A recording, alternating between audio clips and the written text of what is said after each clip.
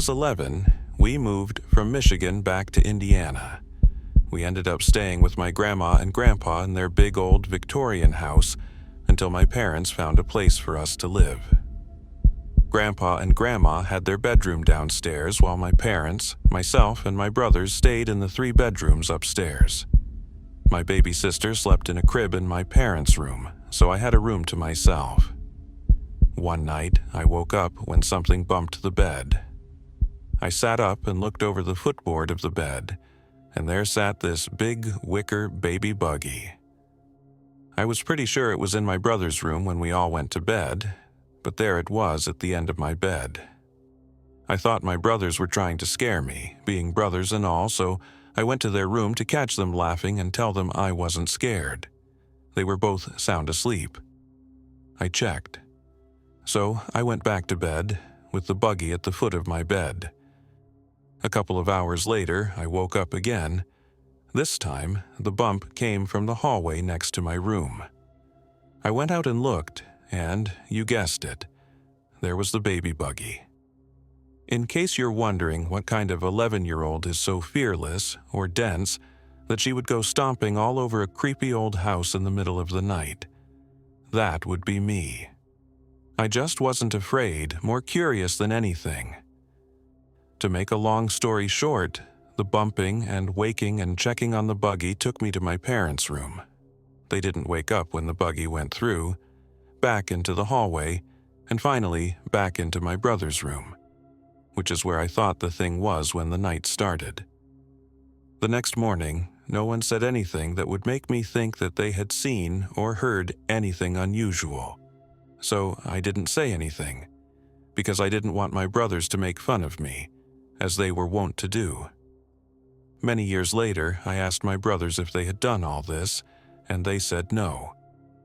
We were having a good old-fashioned bull session at the time, and I believed them. And a couple of years after that, my grandma was making arrangements to disperse all of her possessions before going into a home. She said that she was giving the wicker baby buggy to my aunt. I asked her whose buggy it was, and she said it was her baby brother's. I couldn't recall any great-uncle, so I asked her about him. She told me that he had been a sickly baby, and he'd died as an infant. In the buggy. Creeps me out just to think about it, but I wasn't scared at the time. And don't give me any creepy experience about night terrors. Any comments or similar experiences? Let me know. I love a good ghostly experience. I am still not sure what happened at this house in Germany, but I am very definitely sure that it happened. My wife and I were married in April of 1972, and at the same time I was reassigned to duty at Sembach Air Base, Sembach, Germany. By the winter of 1973, we had rented a beautiful old house from a wonderful couple named Dieter and Karen. The house was located just a few miles from Sembach Air Base, and was generally located in the south of Germany, near Kaiserslautern. At the time we lived there, the house was 160 years old. I am sorry that we lost touch with Dieter and Karen. They were some of the nicest people I have ever known. As far as that goes, we were the only Americans living in this village, and the people there were top-notch, and we lived a quiet existence. Our first child, a boy, was born while we lived there.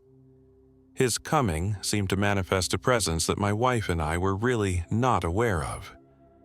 There had been a few noises and such, but we really didn't think much about it. Sometimes it would feel as though we were being watched. As our son grew through the first months of life, there were many occurrences, and this is only one of them. As time goes by, I will relate stories that happened in the house, but the one I tell now concerns something without. The baby was about 6 or 7 months old. As babies of that age sometimes do, he was crying and seemed to want to. My wife was letting him cry it out for a little while. He was in our bedroom in the crib. Our bedroom was on the back side of the house. There was a small walkway beside the house and a concrete wall. The backyard was on the side of a hill, and the ground was at a level at the top of that wall, just about even with the bedroom window. The walkway was less than 2 feet wide. The house had upstairs bedrooms, but we hardly ever used them. From the backyard, one had to go down some steps beside our bedroom, and then open an arched door in an 8-foot high brick wall to reach the front yard. We were blessed to have grass, and this was the outside passage front to back. The arched door was wrought iron covered with plexiglass, and had an iron deadbolt that latched it. Once in the front yard, there was a wrought iron fence at the street, and the yard itself was about 2.5 feet higher than the street, and the fence was about 4 feet high. Our neighbors to the right were the last house before the trail up to the woods, and the backside of both our houses was open to the fields. My landlady had instructed us that it was very important that we close and lock the wooden shutters over all the windows, and lock the deadbolt in the outside gate every night. It was after dark, around 9 o'clock this evening, when the baby was crying when we heard something in the backyard, outside our bedroom window. Whatever it was making an eerie sound, mimicking the baby crying. Whatever it was big. We could hear it drawing breath into its lungs and wailing with a sound that would chill you right up the spine. Standing in the backyard by the window put it just about 2 feet away from the shutters. I had no gun, being a foreigner in Germany. The thing both frightened and angered me. We listened to it for about 10 or 15 minutes. I finally decided that I would take out my Bowie knife, throw open the shutters, and attack it. My yelling at it through the open window and through the wooden shutters had no effect on it. We then decided that giving it access to the house in this fashion was not a good idea. I then thought that I would go out the front, since we had no back door, and go around the house and take on the brute. My wife didn't want me to go, but I found out later that she just didn't want to be in the house alone. Like I said, the thing was big by its sound. Its wail was a high sound, almost a scream, and in between screams and wails we could hear low guttural growls similar to that of a lion or big cat. I finally exclaimed, "I'm going out. We need some relief." I grabbed my knife and headed for the front door. I also took a hiking staff with a metallic pointed end. It took 2 full turns of the giant skeleton key to get the door open. By this time, I had redirected my fear to an attack attitude and was prepared to jolt the damn thing like it was doing to us. Just as I opened the front door, I could see the thing coming out from beside our house. It looked like a wolf. It was jet black and had long, coarse-looking fur. It was just over 3 feet high at the shoulder. It glanced at me and ran across the front yard about 40 or 50 feet and leapt over the wrought iron fence. As it landed on the sidewalk, it took off at a run and disappeared past my neighbor's house and up the track to the woods. I walked around the house and into the backyard. The wrought iron door stood agape. To this day, I have yet to figure out how the thing opened that iron deadbolt latch.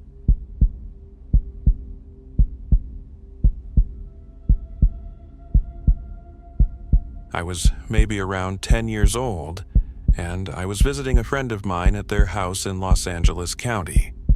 They are a small Chinese family, and they had just recently had a new baby in the family. And also, unfortunately, a death in the family. A grandfather who had lived with them for quite a while had recently passed away a few months before. He had taken care of the newborn when he had been alive whenever the parents were not around. Now, my friend's parents have this intercom system placed in the baby's room. Whenever the baby was to cry or such, you can hear her through a walkie-talkie sort of thing that came with the intercom system, and you can place it in the room where you can hear.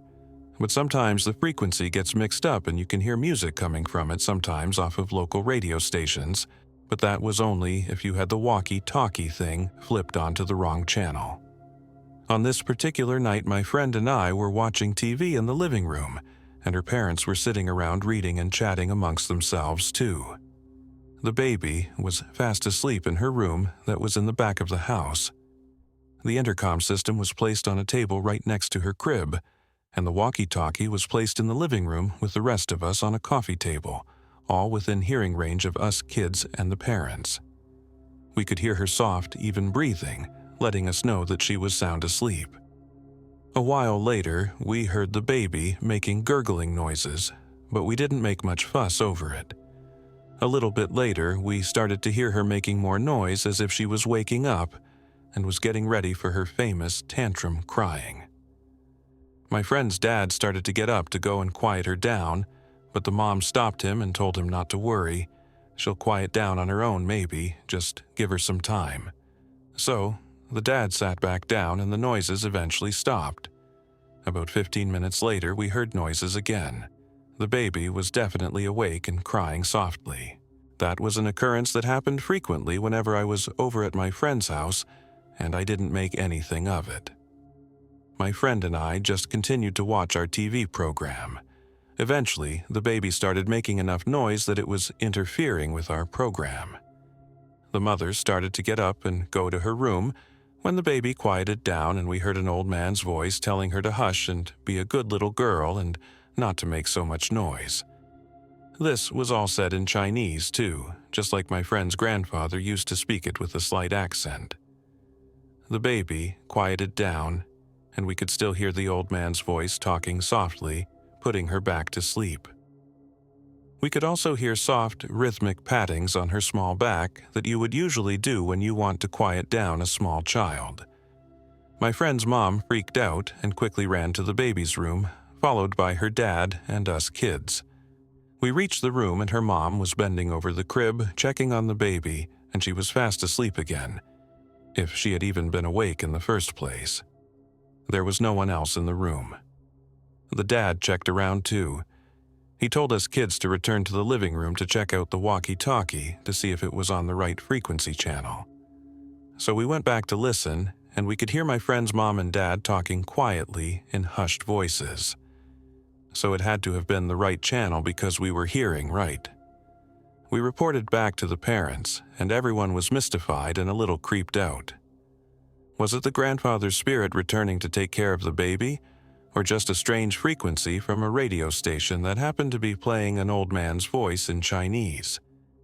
It was very long ago, but I still remember the incident and it sort of frightened me. I still went over to my friend's house after that incident and nothing else out of the ordinary happened after that either.